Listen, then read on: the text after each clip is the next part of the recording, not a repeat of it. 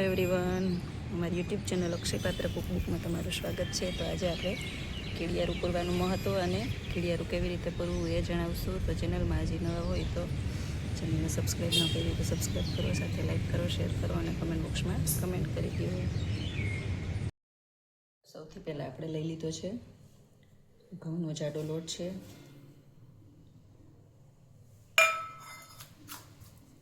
અને આ છે ચોખાના પૌવા.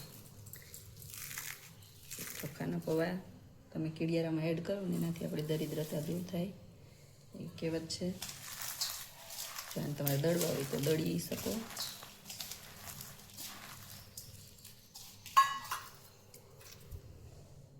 આ છે દળેલી ખાંડ,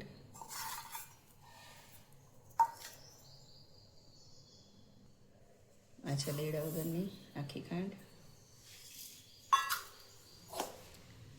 અને આ છે ઠંડી રોટલીનો ભૂકો.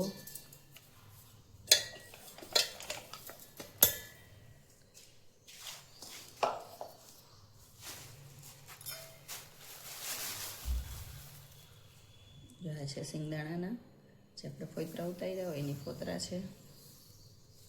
કીડી બહુ જ ખાય, કારણ કે મેં ઘણી વખત જોયું છે જ્યારે આપણે બહાર કામ કરતા હોય ને ત્યારે આ ફોતરા હોય ને ત્યાં કીડી બહુ જ આવે.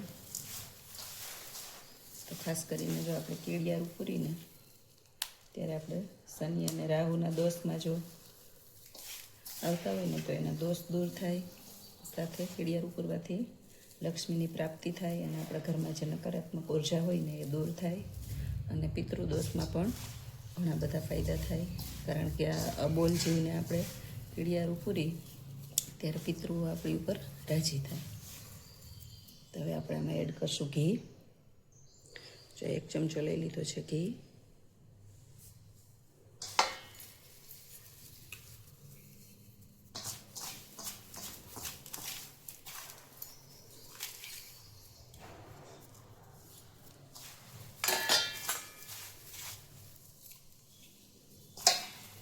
અને આ બધું એકદમ સરસ રીતે આપણે મિક્સ કરી લેવાનું છે.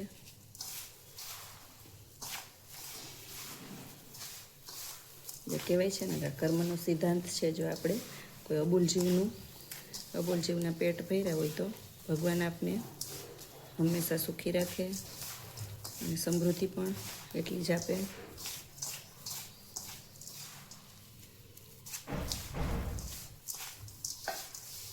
જો કીડિયારું પૂરો ને એટલે તમને એટલી એકદમ શાંતિ લાગશે, મનથી આંતરિક શાંતિ લાગશે. તમે ટ્રાય કરજો, હજી ન પૂરતા હોય ને તો કીડિયારું આપણું તૈયાર થઈ ગયું છે. જો ઘણા લોકો ચોખાના પૌવા ન નાખતા હોય એ ખાસ નાખવાના, કારણ કે ભગવાન કૃષ્ણએ સુદામાના એક મુઠ્ઠી તાંદૂળથી એની દરિદ્રતા દૂર કરી હતી. તો એવી કહેવત છે કે આપણે ચોખા અથવા પૌવાનું દાન કરવાથી આપણી દરિદ્રતા દૂર થાય. તો હવે આપણે આ કેવી રીતે રેડવાનું છે કીડિયારું? તો કોઈ પણ ઝાડની નીચે આમ ચપટી ચપટી રેડી દેવાનું, જ્યાં કીડીઓ હોય ત્યાં. અને અથવા જો આપણે આ રીતે નારિયેળના ત્રોફા લઈ આવ્યા છીએ, જો આ રીતે ત્રોફામાં આપણે ભરશું. અને જો તમારી પાસે કોઈ પણ પ્લાસ્ટિકના ડબલા હોય ને તો એમાં પણ તમે ભરી શકો. તો આપણે આ રીતે ત્રોફામાં ભરી અને ઝાડની નીચે મૂકી દેવાના છે.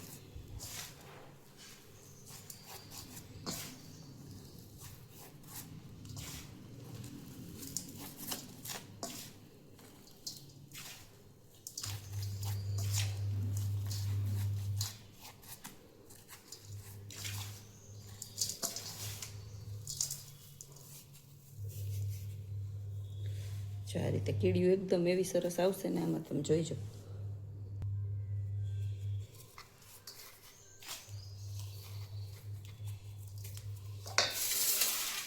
એ જ રીતે આપણે બધા ત્રોફા ભરી લેવા છે.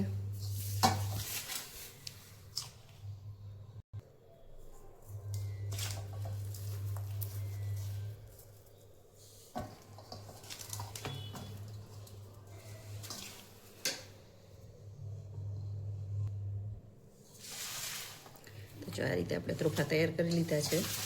અને હવે આપણે જો ત્રોફા ન હોય ને તો આ રીતે ડબ્બો હોય ને એમાં અહીંયા ચાકુ કે કંઈ પણ ગરમ કરીને કાણા કરી લેવાના. પછી ડબ્બામાં આ રીતે આપણે ભરી દઈશું કીડિયારું.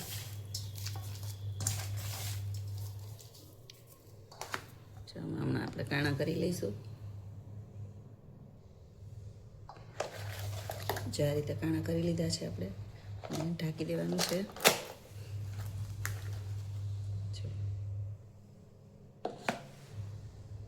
તો ચાલો આપણે કેડિયારું હવે પૂરવા જઈશું. કેમ છો બધા? જય શ્રી કૃષ્ણ. આજે બધાને એકાદશીની ખૂબ ખૂબ શુભકામના. અને ચૈત્ર મહિનામાં ખાસ કેડિયારું પૂરવાનું જે મહત્ત્વ છે એના માટે આજે આપણે કેડિયારું પૂરવાના છે. જો હજી સુધી તમે ન પૂર્યું હોય તો ચોક્કસ પૂરી દેજો, કારણ કે એનાથી તમને ઘણા બધા ફાયદા થશે અને મનની શાંતિ પણ મળશે. કારણ કે કર્મનો સિદ્ધાંત છે કે અબોલ જીવોનું પેટ ભરો ને તો ભગવાન તમારું ખૂબ જ સારું કરે. અને સાથે સાથે શનિ અને રાહુના દોષમાં જો તમે આવતા હોય તો એમાં પણ મુક્તિ મળે અને લક્ષ્મીની પ્રાપ્તિ થાય, નકારાત્મક ઉર્જામાં ઘટાડો થાય. અને ખાસ કરીને જો આપણા પિતૃ કોઈ પણ દુઃખી થતા હોય તો એમાંથી એને પણ આપણે મોક્ષ પાવી શકીએ. ચાલો આપણે કેડિયારું પૂરશું. તો જો આપણે કેડિયારું પૂરવા આવી ગયા છે, એકદમ સરસ મસ્ત. આપણે થળ નીચે કેડિયારું પૂરશું. જો કેડિયુંનું ઘર.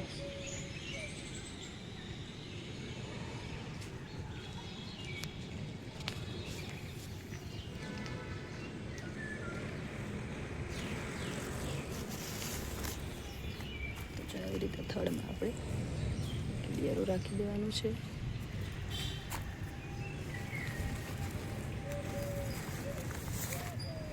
એ જ રીતે આપણે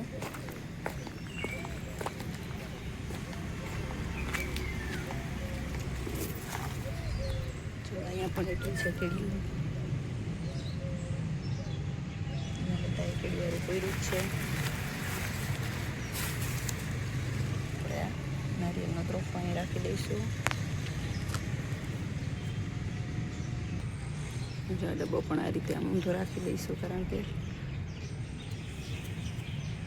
કેળીને ઉપર ચડવામાં સહેલાઈ રહીએ.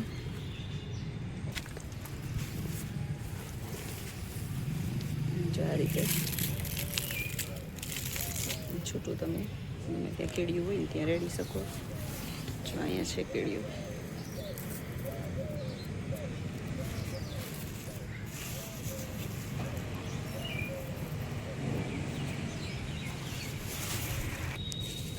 જો કોઈ પણ થળમાં શું કામ આપણે કેડિયારું પૂરી કે કોઈ હાલતા ચાલતા માણસ હોય એનો પગ ન પડે અને કેડિયું એમાં મરી ન જાય.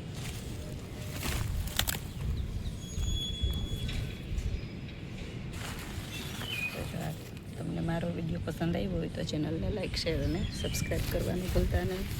સાથે કમેન્ટ બોક્સમાં કમેન્ટ કરી દેજો અને તમે કેડિયારું પૂર્યું કે નહીં એ પણ જણાવજો.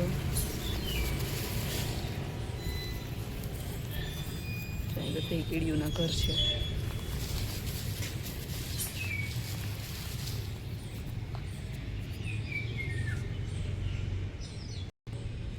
Thank you for watching. બીજા વિડીયોમાં મળશું, ત્યાં સુધી બાય બાય. અને ચેનલને જે સબસ્ક્રાઈબ ન કરી તો સબસ્ક્રાઈબ કરી દો. કેડિયારું પૂરતી વખતે આ મંત્ર બોલવો કે સર્વે જીવ સુખી નામ. કારણ કે હે પ્રભુ, આ જગતના તમામ જીવો તૃપ્ત રહે એવા ભાવથી તમારે કેડિયારું પૂરવાનું. તો વિડીયો પસંદ આવે તો ચેનલને લાઈક, શેર અને સબસ્ક્રાઈબ કરો. Thank you for watching.